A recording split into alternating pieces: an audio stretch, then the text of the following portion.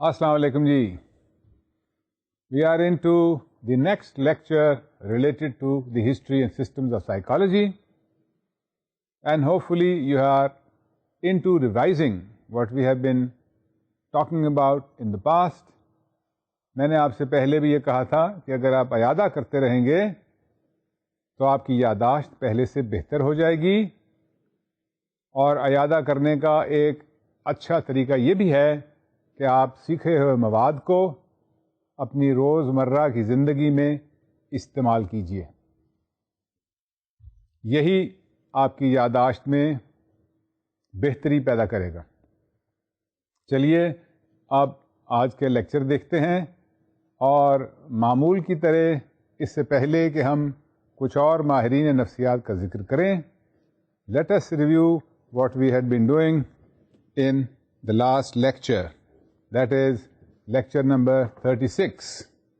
We talked about two prominent psychologists at the American scene who were impressed with the Freud and the Freudians and the Neo-Freudians, but who believed that those gentlemen and ladies had put too much emphasis on sexuality and had ignored other factors that determine human behavior and human psychology. The first amongst those was, if you remember, Erik Erikson. Erik Erikson's viewpoint related to the development of psychology in a person, or should I say his psychological development, was a description of how a person passes through different stages in his entire life. He talked about, if you remember, 8 stages of development. Do you remember what those 8 stages were that he talked about? Let me refresh your memory and let me bring it to your point of view. Those 8 stages that Erikson talked about consisted of 1. Trust versus mistrust.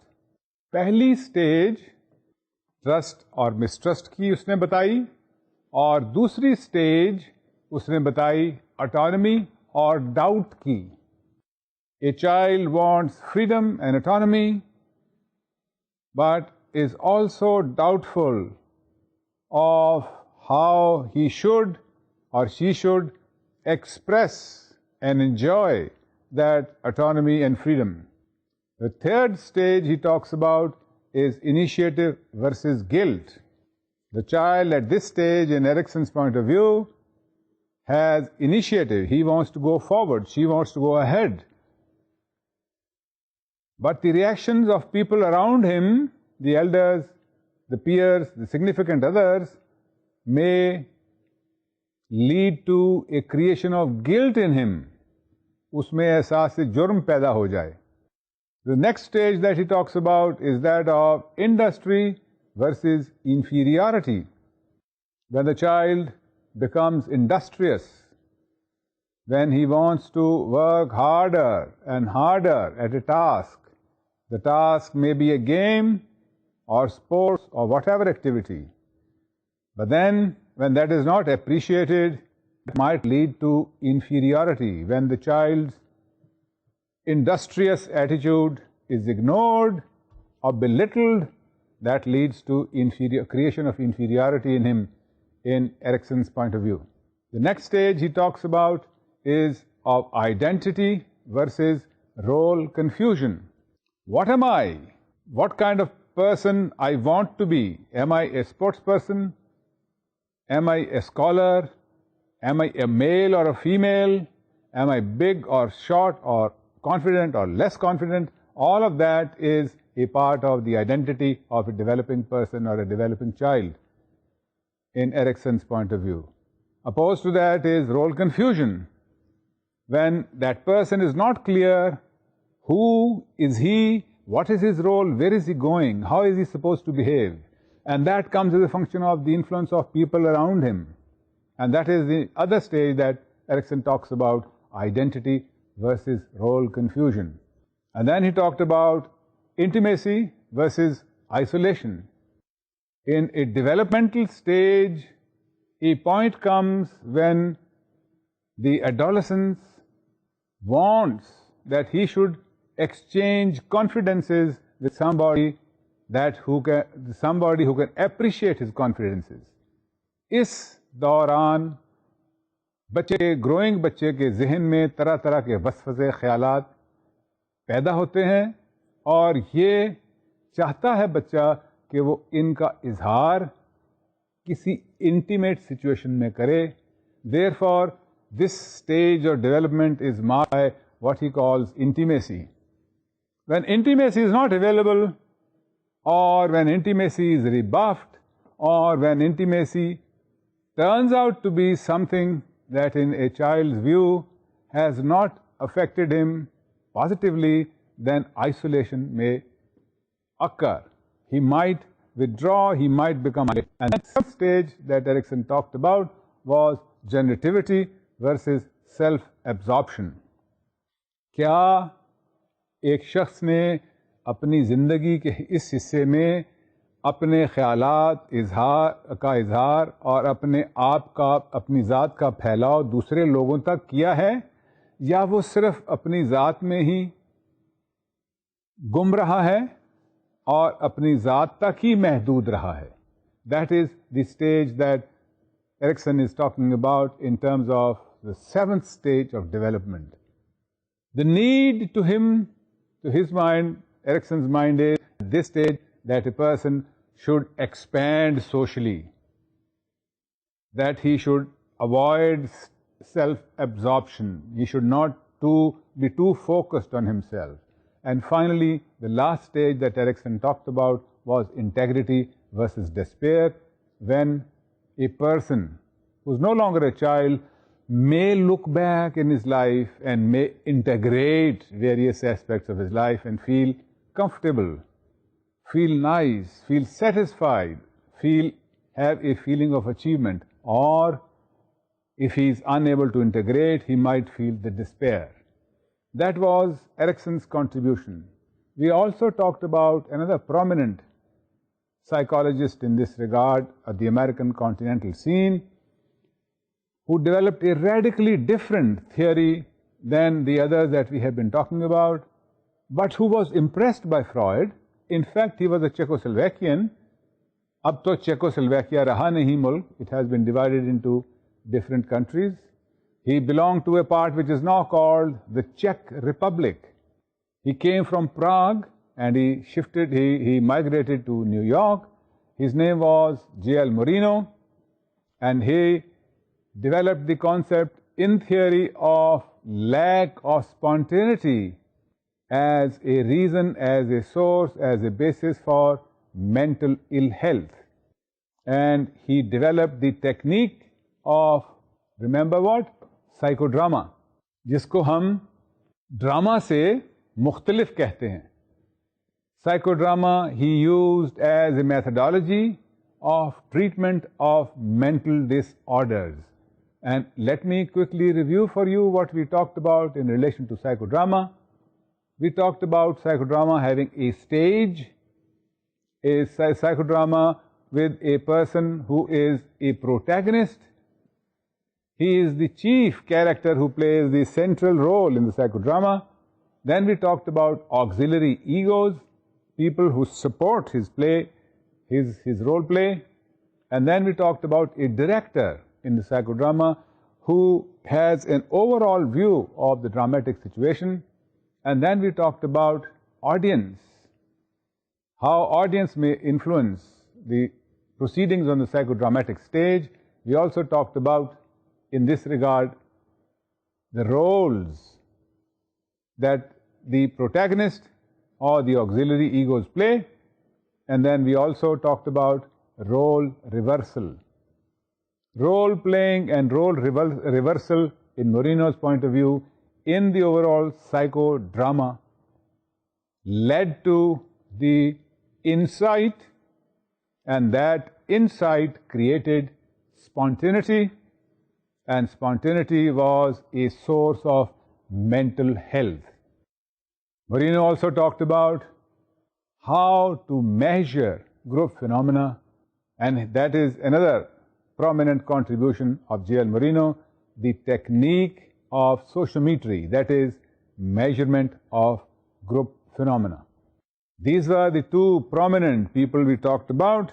Now let us look at another system of psychology which today we call humanistic psychology. Humanistic psychologists are those psychologists who have put forward the view that previous contributors to psychology dwelt upon mental diseases, dwelt upon what was wrong with people, dwelt upon the behavior of people, and ignored, in their point of view, ignored the positive side of human psychology, ignored the feelings and sentiments and emotions of people, and thereby ignored an important aspect of the subject of psychology. So human psychologists or humanistic psychologists criticize psychoanalysts on one hand and behaviorists on the other hand. Psychoanalysts, that is, starting with Freud and ending up with people that we had been talking about, Karen Horney and others, because these people, in the point of view of humanistic psychologists, talked of the negativity in the psychology of a person. Humanistic psychologists also criticize, are also at a different angle from the behaviorists. Behaviorists had put forward the view that we should look at behavior of people and should not be bothered about what causes that behavior, because we know that behavior is caused by stimulus and behavior is a response. Humanistic viewpoint is that behaviorists ignore such elements in the psychology of a person as his hope, as his sentiments, as his humanity, as his fears, as his aspirations. And that is why behavioristic psychology is defective in the point of view of humanistic psychologists. Let us take a look at some of the prominent humanistic psychologists, and one such prominent psychologist is Abraham Maslow. Abraham Maslow was born in New York in 1908, 1908 में पैदा हुआ, and he died in 1970.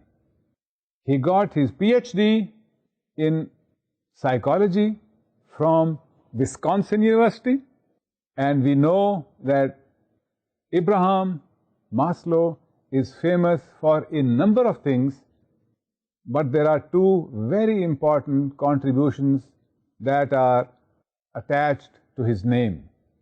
One of the important contributions that is attached to the name of Abraham Maslow is his contribution of the theory of hierarchy of needs. आपने और भी reference में इसका जिक्र सुना होगा. Hierarchy of needs is a theory which puts forward the view that our needs, all our needs, whatever their nature might have been, can be categorized, can be brought under a general heading of 5 needs.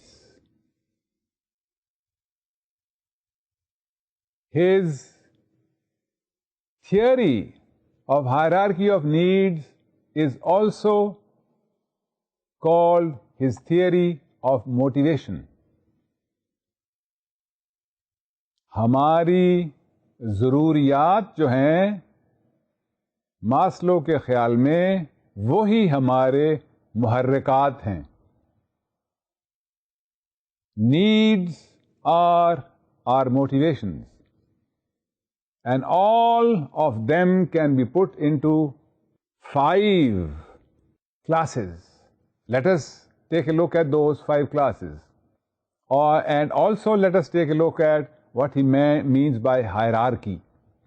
The most basic motivation, the most basic need in Maslow's point of view is our physiological need.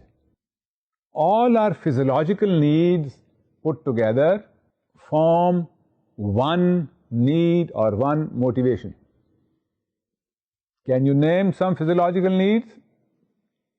Hunger, fear, sex, need for rest. All of these are physiological. भूख लगना, प्यास लगना, rest की ज़रूरत, ये physiological जिस्मानी ज़रूरियात हैं.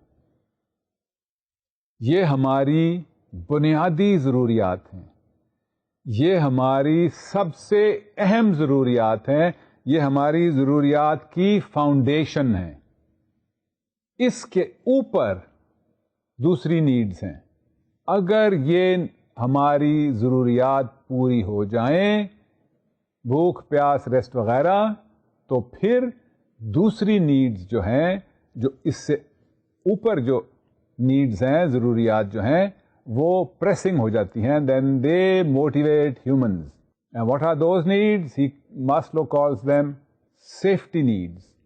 Safety needs are those needs which express themselves as needs to protect our body, the need to protect our near and dear ones, our family, the need to protect the people around us, mahalla, the need to protect our country. All of these are safety needs.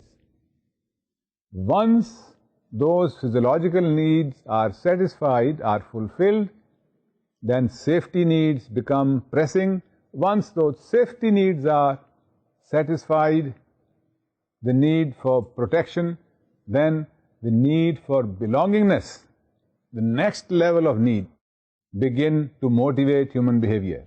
And what are these needs? The need to belong. People want that they should be known as somebody's son, somebody's daughter, somebody's brother, somebody's sister, a sheikh or a sayyid or a chaudhry or a mian. All of these are expressions of belongingness. And once physiological needs are satisfied, and then safety needs are satisfied, then these needs for belongingness become pressing. Then we want that these needs should also be satisfied. This is the higher level of the motivation or the need. And still, once the physiological, the safety, and the need for belongingness are satisfied, then Maslow's theory states that the need for esteem motivates us.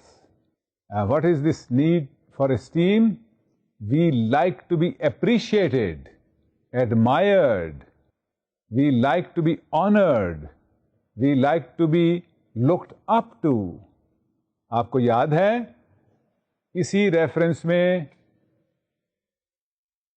इस need को अगर आप देखें तो Karen horny ने भी यही point out किया हुआ है that all human beings have this need for appreciation, admiration. And Maslow also talks about this need of appreciation, admiration, love, and affection.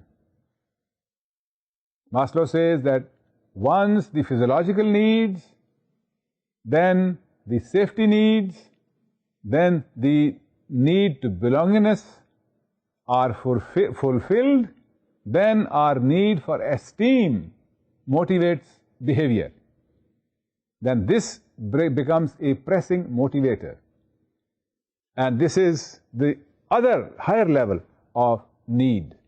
And finally, the highest level of need is what Maslow calls self-actualization. Self-actualization is like finding a true expression for your true vocation. जो आप हैं, अगर आप उसका इजहार कर पाएं, तो फिर that is the expression of self-actualization.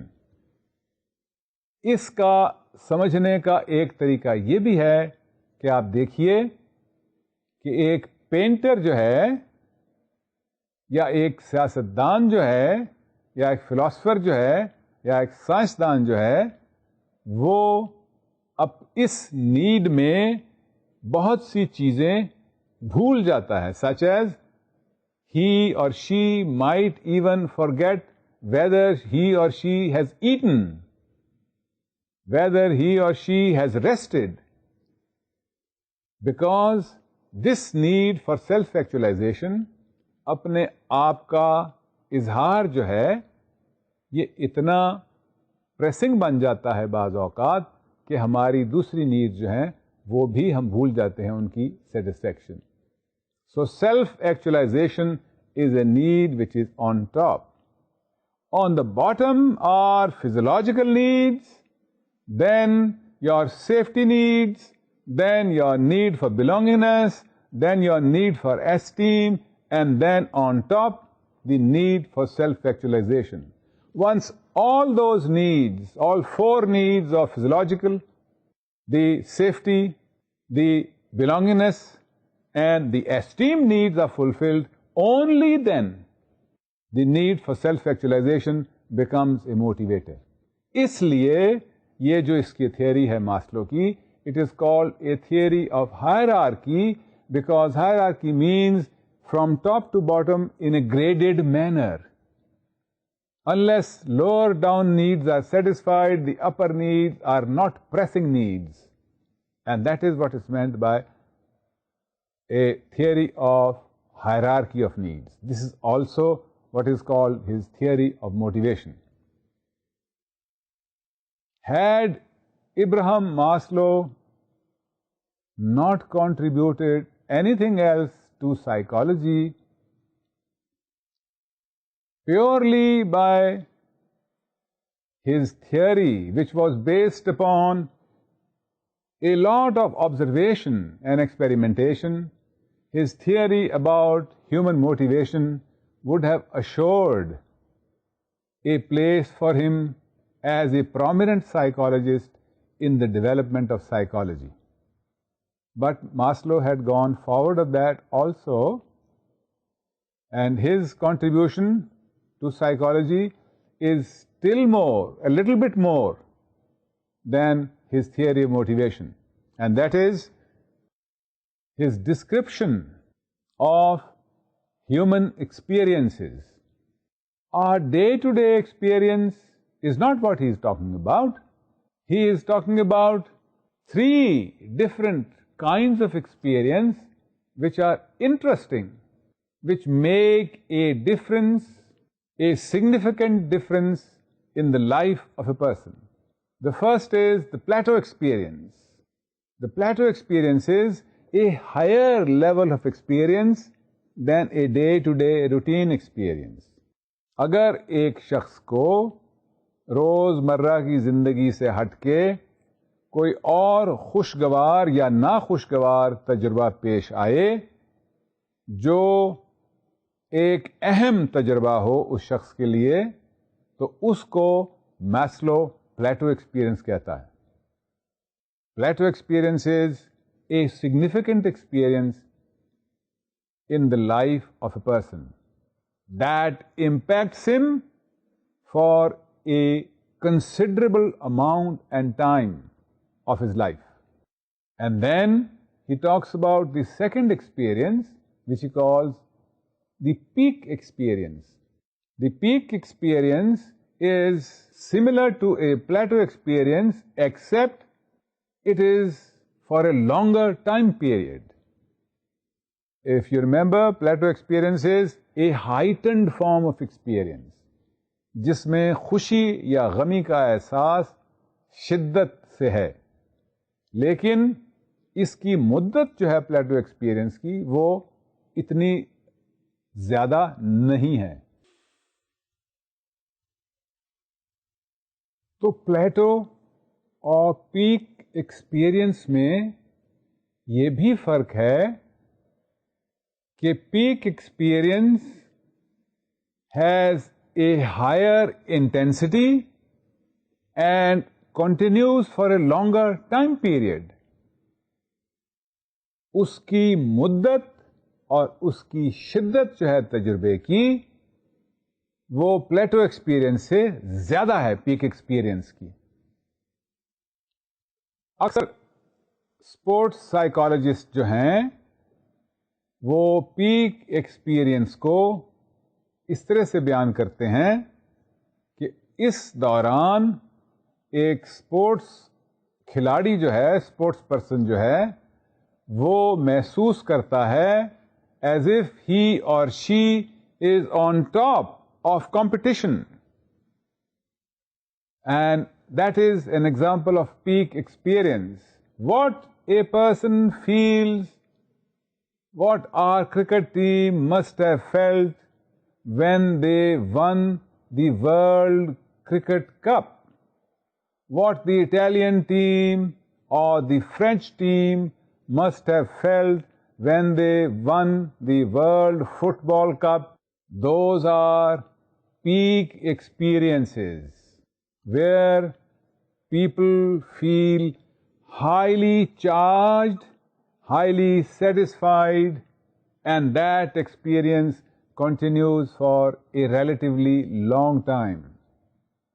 A plateau experience is when you can understand a theory.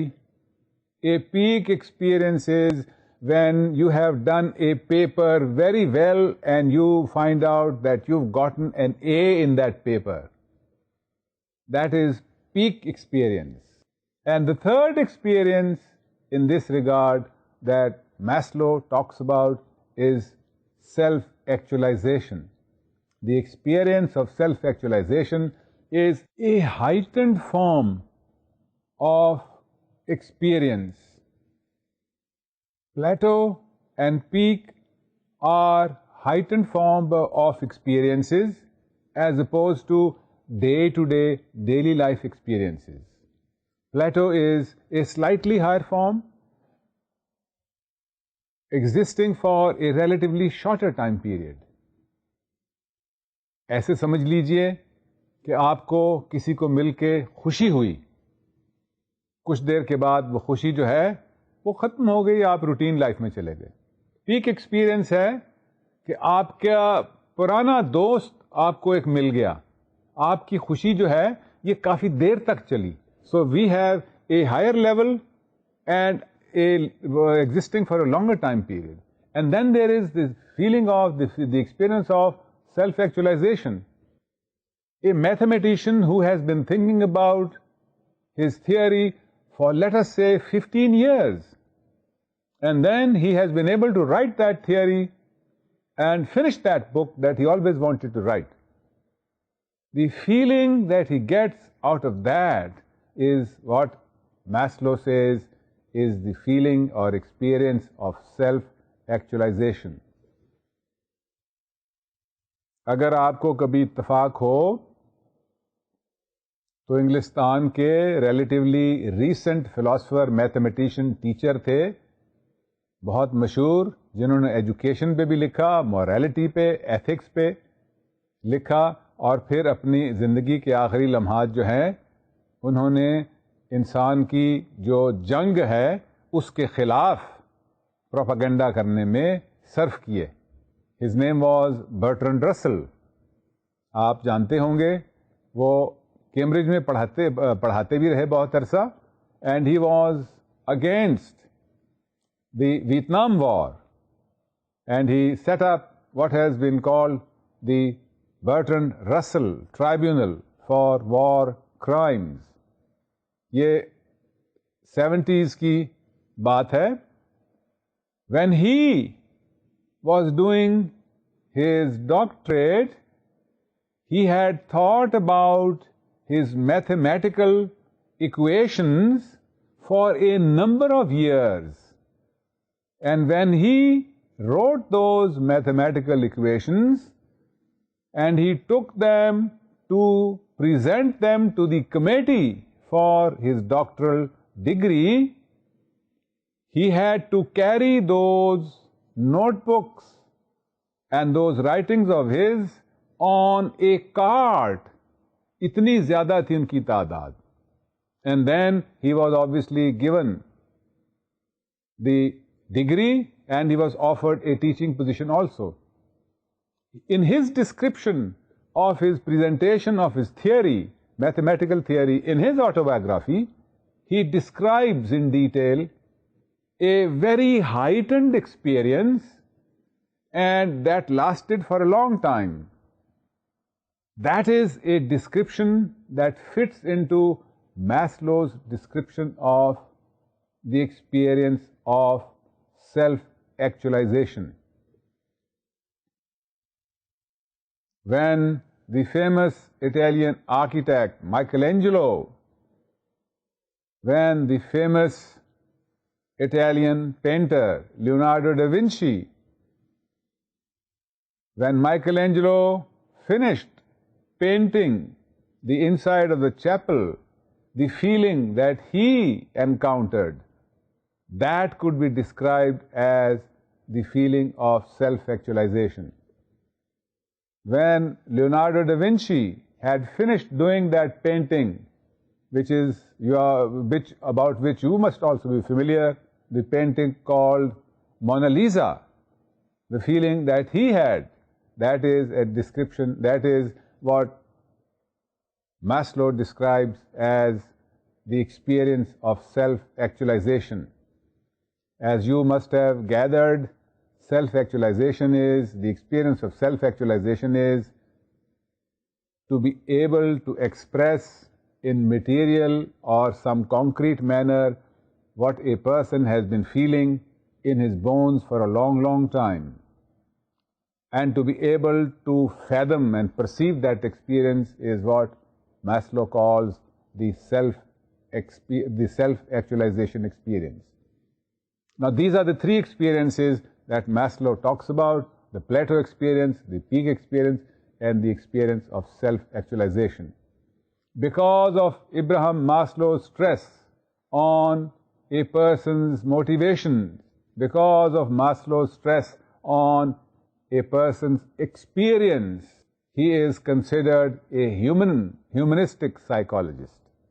That is how later historians have described him, to be a humanistic psychologist. Let us go forward of Abraham Maslow and let us take a look at another humanistic psychologist, an American, as you can see on the screen, Carl Rogers. Carl Rogers was an American who studied educational psychology, who got his doctorate in the same subject, born 1902 and died 1987. Carl Rogers is a humanist psychologist because of an important contribution that he had made in terms of his method of treatment of mental disorders and his theory of how to become a person. He wrote that book in 1961 by the title of On Becoming a Person. Notice that when somebody writes a book with a title like that, he could be described rightly as a humanistic psychologist, because he is showing that psychology is interested in what is a person, what are his needs, his aspirations, his wishes, his hopes, his fears, his optimistic or pessimistic points of view, his self-concepts. All of these are a part of a person's psychology. And if some psychologist is looking more closely at these things, then a historian would call him a humanistic psychologist. And that is why Carl Rogers is called a humanistic psychologist. Let us review some of his points of view and see how they are contrasted from the previous ones that we have been talking about so far. Carl Rogers, as you can see, talks about psychological health. His main stress is not on the development of psychological disease or the dynamics of the unconscious or dreams or traumas that or neurotic trends or neurotic needs, but his stress is on psychological health. All right? How does he define, or what does he talk about in reference to psychological health? He talks about, number one, a psychologically healthy person is one who, in Rogers' point of view, is open to new experiences. He is not afraid of experiencing life as it comes, who welcomes life as it comes. He is open to experience. We know that there is nothing constant in life. If there is one variable that could define life, that variable would be change. हर शख्स की जिंदगी में, इंसान की जिंदगी में, इस कायनात में जितने भी जानदार हैं, उनकी जिंदगी में तब्दीली ही एक ऐसी चीज है जो हमेशा से मौजूद है. So if a person is open to accepting this fact, then a person is a healthy person in Rogerian point of view. If he is open to experience. Number two, Roger puts forward the view of a psychologically healthy person or psychological health in describing that if a person fully lives the moment, जो भी moment है, if the person fully lives it, if he is happy, then he is fully happy. If he is sad, then he is fully sad, then he fully experiences that sadness. If he is satisfied, he is satiated, he is fully, totally satiated. And that is what is an expression of psychological health in the point of view of Carl Rogers. Another view that he holds is that a psychologically healthy person has a sense of freedom.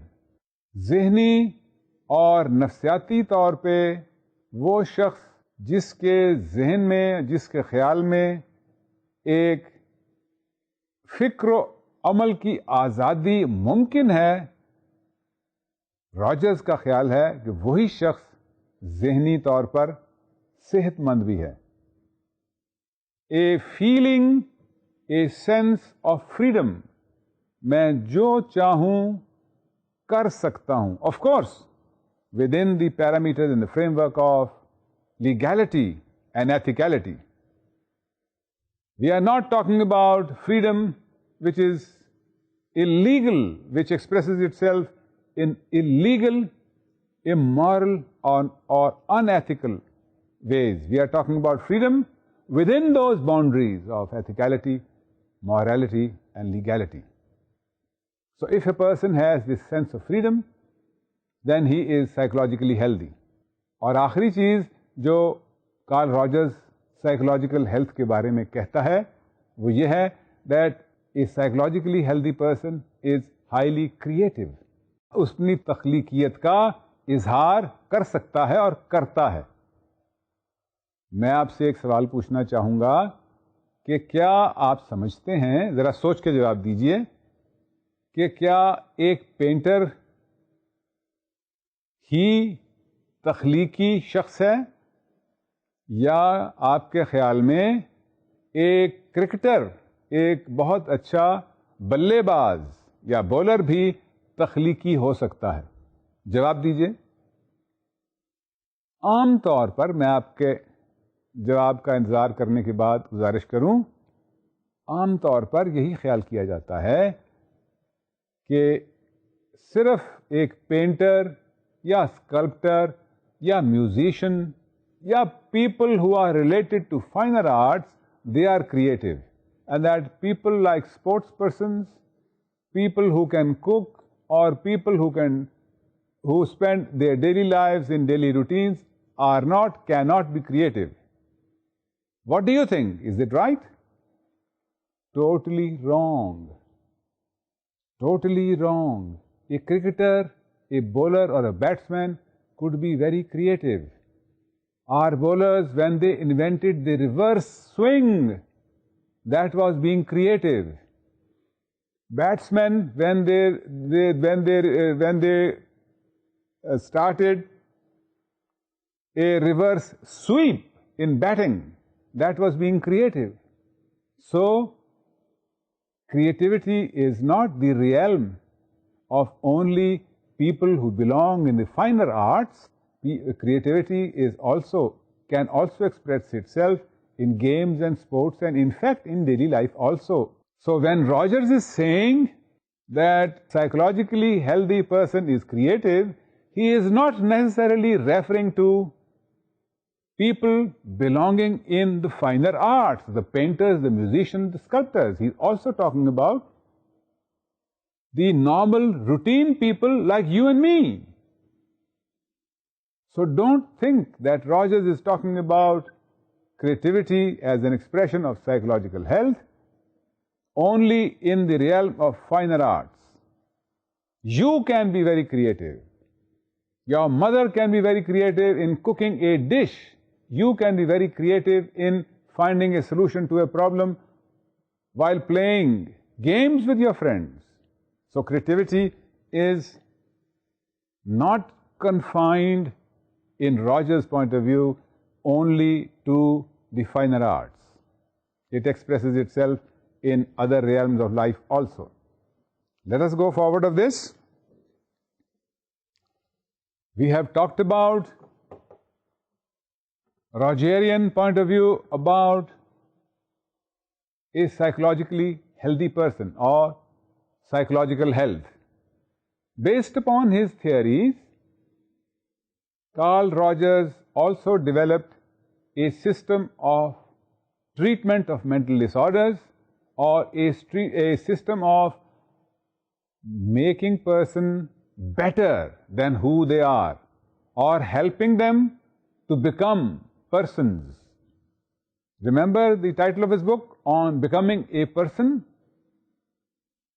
Helping them to self-actualize, helping them to find ways of becoming more creative. And that is his method of treatment, or what he calls client-centered therapy. जैसा कि आप अपनी screen पे भी देख रहे होंगे, client-centered therapy is a technique developed by Carl Rogers, wherein the therapist helps the person. Notice he doesn't call a person a patient, he calls him a client, where the therapist helps a person or a client to become a better person. All right, what is his theory first? His theory is that all of us have this potential to become psychologically healthy, जिसका अभी हमने जिक्र किया. that all of us has this potential to be creative, that all of us can become psychologically healthy. All right? What is the method that is to be adopted then? The method that is to be adopted by Rogerian therapists is what is called reflection. The situation in client-centered therapy is that the client and the therapist sit in front of each other. The client relates whatever he wants or she wants to relate, and then the role of the therapist is to reflect, to play the role of a mirror, reflect whatever the client is saying or whatever the client is feeling. Reflection in client-centered therapy is very important. It means not mere repetition, but it means trying to understand the feeling, the true underlying feeling of the client, and reflecting those, showing that true underlying feeling to the client. That is what is meant by reflection. Reflection, as you can see, is repeating the client's main ideas, but repeating them in terms of feelings and emotions. And that is his methodology, based upon the assumption that all of us have this potential to become psychologically healthy persons. Client-centered therapy is one of the important developments and important input in what has been called humanistic psychology. Humanistic psychology has been further developed, and we will talk about that development later, but let me touch upon that. Humanistic psychology in the 21st century is called positive psychology. Positive psychology or humanistic psychology touches upon, deals with such positive things as hope, such positive things as optimism, such positive things as happiness, such positive things as happy self-regard. All of these things are included in positive psychology, which has emerged from humanistic psychology. You would read about another prominent name in regard to humanistic or positive psychology, Seligman. We talked about, if you remember, Mihaly Csikszentmihalyi, remember that? A professor, a teacher at the Chicago University, who had discovered how people can become more creative by depth interviews. Now that is an important contribution in humanistic psychology, because Csikszentmihalyi had gone deeper into discovering what is creativity, how creativity can be brought forth, how can people be made more creative. That is, remember, that is the point of view that Carl Rogers had been saying, had been giving. So, humanistic psychology in the 21st century has taken another shape, another form, and that is called positive psychology. Before we end today, let us review what we had talked about. We talked about two important, prominent psychologists today. One was Abraham Maslow.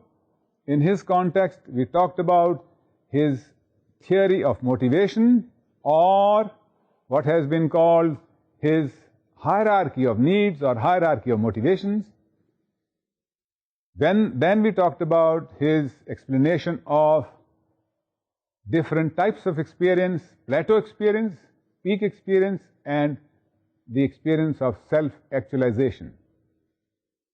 The other humanist psychologist that we talked about today was Carl Rogers, and in relation to Carl Rogers, we talked about who is a healthy person. He gave a description of a healthy person in terms of his being open to experience, his being living, his ability to live fully in a moment, his sense of freedom, and his creativity. And then we talked about his theory and his therapy of making a person more creative, ridding him of a person's neurosis. His theory and therapy of doing that is called client-centered therapy. We touched upon that in some detail. Do look up these two prominent humanistic psychologists. Until the next time, do look after yourselves. Khuda Hafiz, God be with you.